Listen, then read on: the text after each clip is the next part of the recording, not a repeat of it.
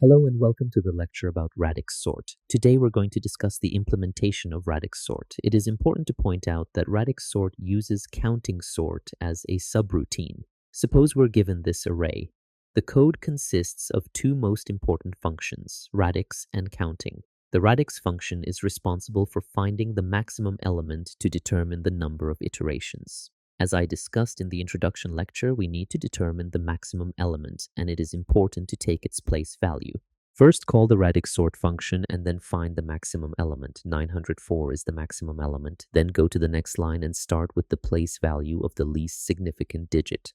As is observed, 904 consists of 3 digits that represent 3 different place values. Before continuing, and just as a quick clarification, note that 9 is in the hundreds place, 0 is in the tens place, and 4 is in the ones place.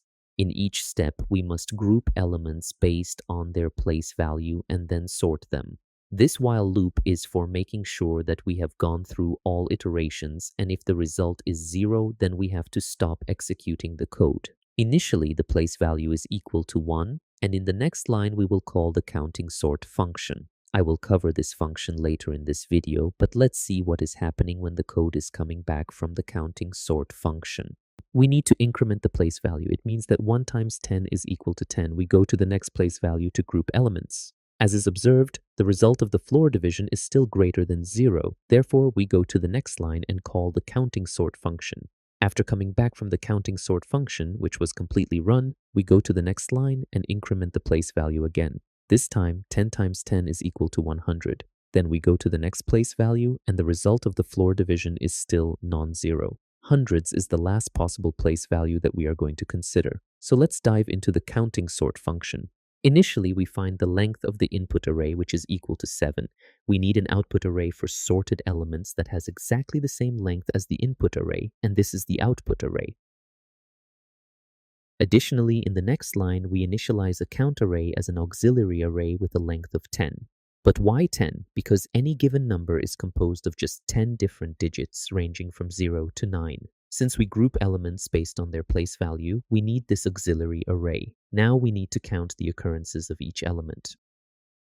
I is equal to 0. The first item is 100, but we must group items based on the ones place, so you can see this item as 0 instead of 100. So index mod 10 is a formula for extracting the rightmost digit of elements, and specifically here I mean 100.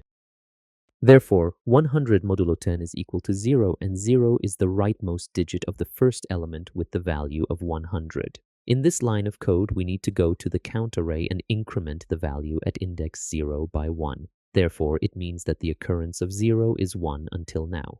The next element is 201. Again, have another view of this number just to consider the last digit. The formula is given by 201 modulo 10, which extracts the last digit, and in this case 1 is the last digit. So the occurrence is 1 at index 1 in the count array. The next item of the input array is 1. We go to the count array and increment the value at index 1, and therefore the value is equal to 2. In a nutshell, it means that until now we have 2 items whose least significant digit is equal to 1. Now let's show one more item in more detail, 810. Just consider the least significant digit, which is equal to 0. We already have one item whose least significant digit is 0 so far, and now the second one is 810. Then we must extract its least significant digit and go to the count array and update index 0 to 2. It means now we have 2 items whose least significant digit is equal to 0. Now do the same process for the rest of the items.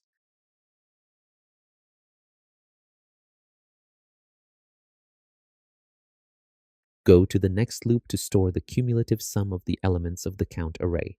If you are not familiar with counting sort, I highly recommend you pause this video and watch the counting sort lecture before continuing this lecture. Therefore, I is equal to 1 because we want to have the sum of previous items with the current item. In this example, 2 plus 2 is equal to 4, and we change it to 4.